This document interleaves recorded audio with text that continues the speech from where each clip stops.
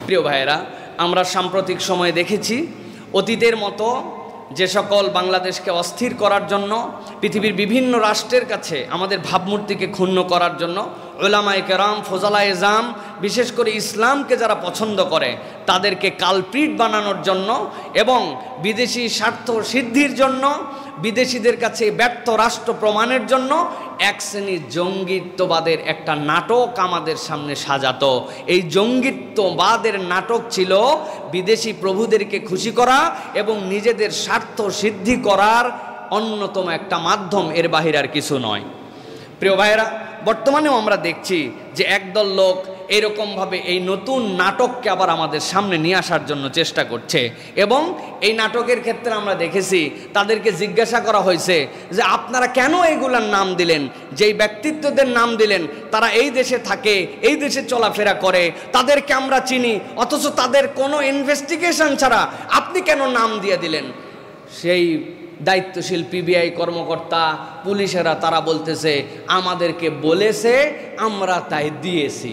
আমাদের জিজ্ঞাসা দুটো, এক নম্বর, কারা আপনাদেরকে বলল, তাদের ইন্টেনশন কি, কোন রঙ্গলীলাকে বাস্তবায়ন করার জন্য আবার এই নাটক সাজানো হচ্ছে? এই নাটের গুরুদের একদম গোড়া থেকে খুঁজে খুঁজে বের করে এদেরকে আইনের আওতায় এনে শাস্তি কার্যকর করতে হবে। দুই নম্বর বলতে চাই, আপনি একটু বোধ বুদ্ধি খাটালেন না, আপনারা যা বললো তাই করলেন। ছোটবেলায় গল্প শুনছি, আপনারা শুনছেন কিনা, এক ছেলে নাকি পিচ্চি পোলাপান থানায় ফোন করছে, দুষ্ট ছেলে ফোন করার পরে বলছে আমার নাম অমুক, বাবা তোমার বয়স কত? ছোট মানুষ আমি। আপনি কি ওসি? বলছে হ্যাঁ আমি ওসি। বলছে আপনার হাতে কি লাঠি আছে? বলছে আছে। বলছে তাহলে আপনার লাঠিটা আপনি আপনার পশ্চাৎ দেশে ঢুকায় ফেলেন। চিন্তা করছে কত বড় বেয়াদব।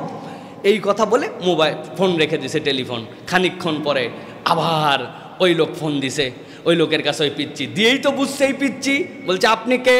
বলছে আমি ওসি। বলতেছে আপনার হাতে কি লাঠি আছে? চিন্তা করছে আগের বার লাঠি আছে বলছি, এই জন্য ব্যাক করলে এত বড় বেয়াদবি করছে। এবার বলছে না বাবা আমার হাতে লাঠি নাই। বলছে তাহলে আপনি লাঠি ঢুকায়ে ফেলছেন? বলে ফোন রেখে দিছে। ফোন রেখে দেওয়ার পরে খানিকক্ষণ পরে ওর মা ওই নাম্বার ট্র্যাক করে ওই লোক ফোন দিছে। ফোন দিয়ে বলল যে হ্যাঁ আপনার বাড়ির থেকে এইরকম একটা ছেলে দুষ্টামি করে আমাকে বলছে যে লাঠি ভিতরে ঢুকায় নেন। ঢুকায় দেওয়ার পর 10 মিনিট পরে আবার ফোন দিছে আমার কাছে, বের করেন আপনি। তো এইগুলো কথা বলা, এগুলো কি ঠিক?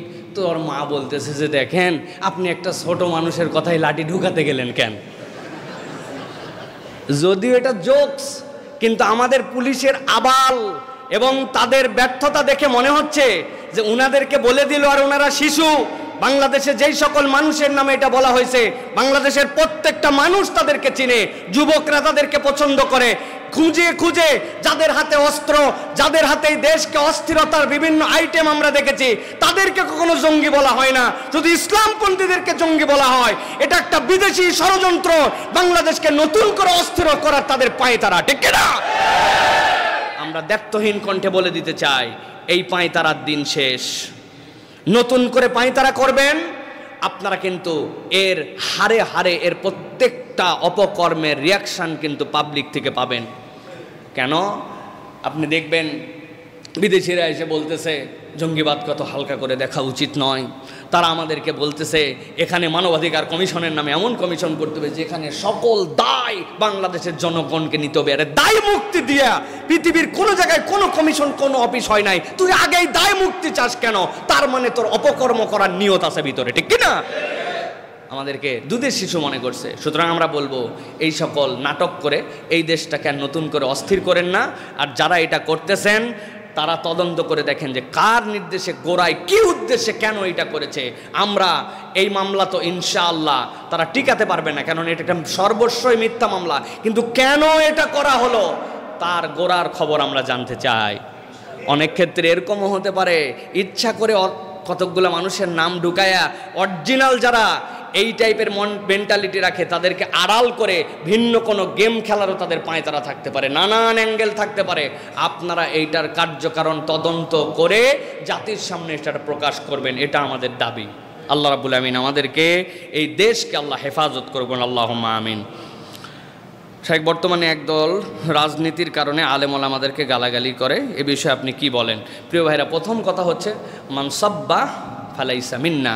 নবীজি সাল্লাল্লাহু আলাইহি ওয়াসাল্লাম বলছেন সিবাবুল মুসলিমি ফুসুক ওয়া কিতালুহু কুফর। একজন মুসলমান আরেকজন মুসলমানকে গালি দিয়ে কথা বলতে পারে না। সুতরাং প্রথমে বলতে হবে রাজনীতিকদের একটা চরিত্রের বাইরে আসতে হবে। ভাই, আপনার দল করে না, আপনার পছন্দ হয় না, আপনার বিরোধী মত, আপনি যেই সমর্থন করেছেন সেই সমর্থনের সাথে সমর্থন নাই, মানে এই লোককে সাথে সাথে গালি দিতে হবে, এটা আগে হুজুর যারা, আলেম ওলামা যারা, ইসলামী রাজনীতি করে যারা, তাদেরকে আগে এখান থেকে পরহেজ হতে হবে। আপনার গায়ে সাদা কাপড় ভাই, আরেকজনের গায়ে কালো কাপড়, কাদা দুইটাই লাগছে, দুইটাই নাপাক হতে পারে, কিন্তু সাদাতে ভিজুয়াল হয়ে নাপাক আর আপনারটা হিডেন নাপাক। তো আপনার সাদা কাপড়ের গরজে তো আপনি আগে সেখান থেকে বাঁচার চেষ্টা করবেন। Am I right? তাহলে আপনাকেই চিন্তা করতে হবে যে আমি আগে একটা সৌন্দর্য উপস্থাপন করি। সুতরাং আগে ইসলামপন্থীরা সতর্ক হবে।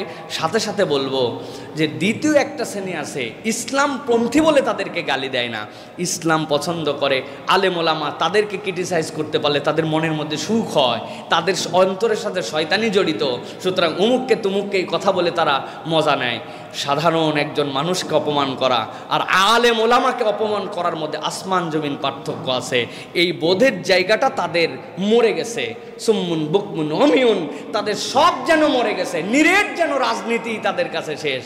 কবরে যাওয়ার পরে আপনার আমার কাউকেই জিজ্ঞাসা করা হবে না কোন দল করতো, কিন্তু কবরে যাওয়ার পরে জিজ্ঞাসা করা হবে তুমি মিল্লাতে মুহাম্মদ ছিলে কিনা, তুমি মুহাম্মদ সাল্লাল্লাহু আলাইহি ওয়াসাল্লামের উম্মত ছিলে কিনা। তো মুহাম্মদ সাল্লাল্লাহু আলাইহি ওয়াসাল্লামের উম্মতের সবচেয়ে বড় প্রতিনিধিত্ব কে করে? যে হক্কানি ওলামায়ে কেরাম। সুতরাং তাদেরকে গালি দেওয়া এটা একটা খুব বাজে দৃষ্টান্ত। আল্লাহ আমাদেরকে এখান থেকে সকলকে বেঁচে থাকার এবং বুঝ দান করেন এই বেঁচে থাকার মতো, আল্লাহুম্মা আমিন। ট্রেভার নামে একটা গেম আছে, অনেকেই বলে এইটা শেয়ার বাজার, আবার অনেকেই বলে জুয়া। এক্ষেত্রে আপনি কি বলেন? আমি বাপ দাদার জন্মে প্রথমেই নাম শুনলাম এবং আমার এই ভিডিওর মাধ্যমে আপনি এটা প্রমোশন করলেন যে ট্রেভার কী জিনিস। ভাই আমি জানি না, না জেনে বলতে পারবো না, এটার বিস্তারিত আমার কাছে দিবেন। তবে বেসিকটা বলি, যেইটাই জুয়া, যেটাতে এক পক্ষ টাকা লাগায় না, দুই পক্ষ, বেনিফিট অনেকের থেকে আসবে, বেনিফিটটা দুই একজন নেবে, এইটাই বুঝবেন এর সাথে হারাম যুক্ত আছে। সেটা ট্রেভার নামে হোক আর গ্রেভার নামে হোক আর XYZ যেটার নামে হোক, কোনো একটা খেলা হচ্ছে, আমি বলছি যে জিতবে তার আমি একটা ছাগল খাওয়াবো, জায়েজ। কিন্তু এক ছাগল দুই দল মিলে কিনে বাইন্দে রাখছে, বাইন্দে বলছে যে জিতবে সে ছাগল পাবে, হারাম। তা আপনার এই জুয়া বোঝার জন্য এত কিছু বোঝা লাগবে না, আপনি যদি এইটাই বুঝেন তাহলে আপনার জন্য বোঝা হয়ে যাবে। সুতরাং এই অনলাইন জুয়া আমাদের ছেলেপেলেদেরকে শেষ করে দিচ্ছে, এখান থেকে আমাদের বাঁচার জন্য চেষ্টা করতে হবে। হাযা মা ইনদি ওয়াল ইলমু ইনদাল্লাহ, সুবহানাকাল্লাহুম্মা বিহামদিকা আশহাদু আল্লা ইলাহা ইল্লা আনতা আস্তাগফিরুকা ওয়া আতুবু ইলাইক। আসসালামু আলাইকুম।